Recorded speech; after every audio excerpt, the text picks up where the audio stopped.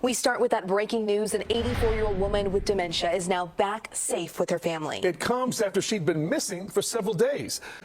Lelaki warga emas dipercayai nyanyok ditahan selepas menunggang motosikal melawan arus di Lebuh Raya Utara Selatan, arah selatan dari Sedenak menuju Kulai Johor.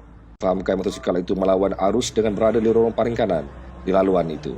Hasil rondaan dilakukan lelaki warga emas berusia 73 tahun diberkaan yang dipercayai nyanyok.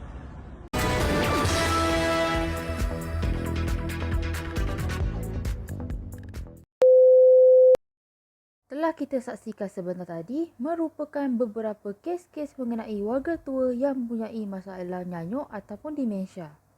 Nyanyuk ialah salah satu istilah yang sering dikaitkan dengan warga tua yang mempunyai masalah ingatan.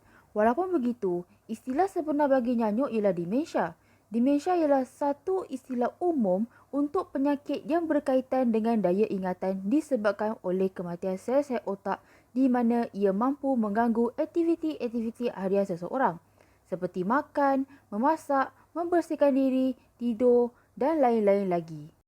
Pada tahun 2021, di Malaysia terdapat sebanyak 8.5% daripada penduduk Malaysia iaitu sebanyak 260,345 orang yang mengidap penyakit demensia.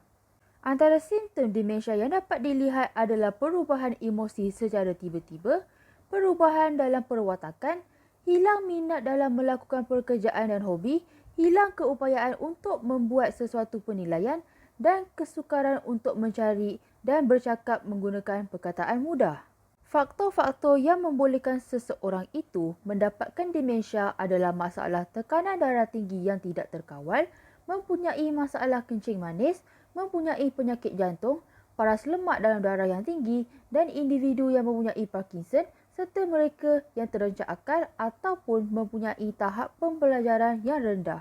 Demensia mempunyai banyak punca yang berbeza. Sesetengah daripadanya sukar untuk dibezakan. Banyak keadaan perubatan boleh menyebabkan gejala demensia, terutamanya pada orang yang lebih tua. Antara penyebab demensia yang paling biasa menyumbang kira-kira separuh daripada kes adalah penyakit Alzheimer. Dalam penyakit ini, deposit protein yang tidak normal dalam otak memusnahkan sel-sel di kawasan otak yang mengawal memori dan fungsi mental. Selain itu, penyakit demensia vaskular ianya disebabkan oleh saluran-saluran darah kecil dalam otak yang tersumbat oleh darah beku sehingga menyebabkan strok. Tisu otak yang tidak menerima bekalan darah dengan baik selepas strok akan mati dan ini boleh menyebabkan fungsi otak merosot serta berlakunya demensia dalam jangka masa yang panjang. Seterusnya, demensia dengan Lewy body. Untuk demensia jenis ini, terdapat gumpalan protein kecil yang dipanggil Lewy body, terbentuk pada saraf otak. Protein ini akan mempengaruhi pemikiran, perhatian dan tumpuan lebih daripada ingatan dan bahasa.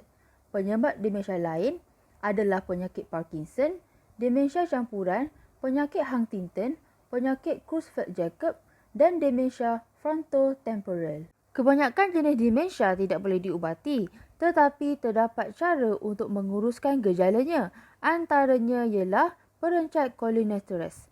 Ubat jenis ini bertujuan untuk membantu meningkatkan tahap penghantar kimia yang terlibat dalam ingatan dan pertimbangan. Antara contoh perencat cholinesterase ialah donepezil, rivastigmine dan galantamine. Seterusnya, ubat yang boleh digunakan adalah memantine yang berfungsi dengan mengawal aktiviti glutamate yang terlibat dalam fungsi otak seperti pembelajaran dan ingatan.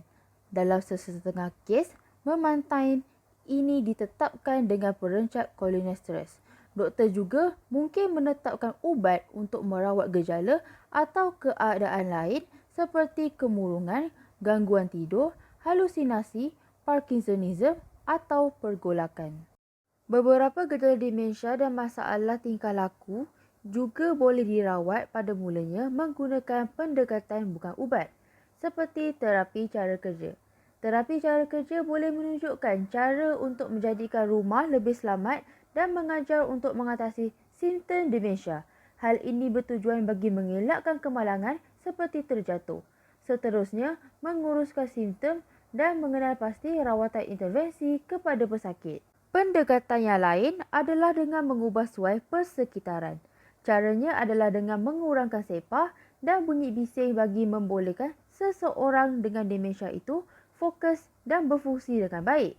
Selain itu, dengan menyembunyikan objek yang boleh mengancam keselamatan seperti pisau dan juga kunci kereta dan memasang sistem pemantauan bagi memastikan keselamatan mereka. Pendekatan yang lain ialah memudahkan tugas, di mana memecahkan tugas kepada langkah yang lebih mudah dan fokus pada kejayaan dan bukannya kegagalan. Selain itu, rutin yang berstruktur boleh mengurangkan kekeliruan kepada penghidap demensia. Antara peranan terapi cara kerja ialah mendidik penghidap demensia di peringkat awal penyakit dan penjaga mereka tentang demensia dan implikasi fungsinya melalui pendidikan psikologi dan sesi pengurusan simptom. Selain itu, menjalankan penilaian menyeluruh dan menilai penghidap demensia untuk menentukan kekuatan, kemerosotan dan bidang prestasi mereka yang memerlukan perhatian. Seterusnya, membantu penjaga untuk menghadapi dan menangani demensia. Selain itu, membantu pesakit demensia untuk menambah baik dan mengekalkan fungsi selama mungkin. Di Malaysia juga terdapat beberapa organisasi ditubuhkan bagi membantu pesakit-pesakit demensia seperti Alzheimer Disease Foundation Malaysia. Objektif utama organisasi ini ditubuhkan adalah untuk menyebarkan kesedaran kepada masyarakat umum mengenai Alzheimer melalui pendidikan awam dan media. Organisasi ini membantu dalam menyediakan fasilitas dan latihan kepada penjaga, ahli keluarga dan ahli sukarelawan yang terlibat dengan penjagaan pesakit Alzheimer serta jenis-jenis demensia lain. Sekian saja daripada kami. Terima kasih.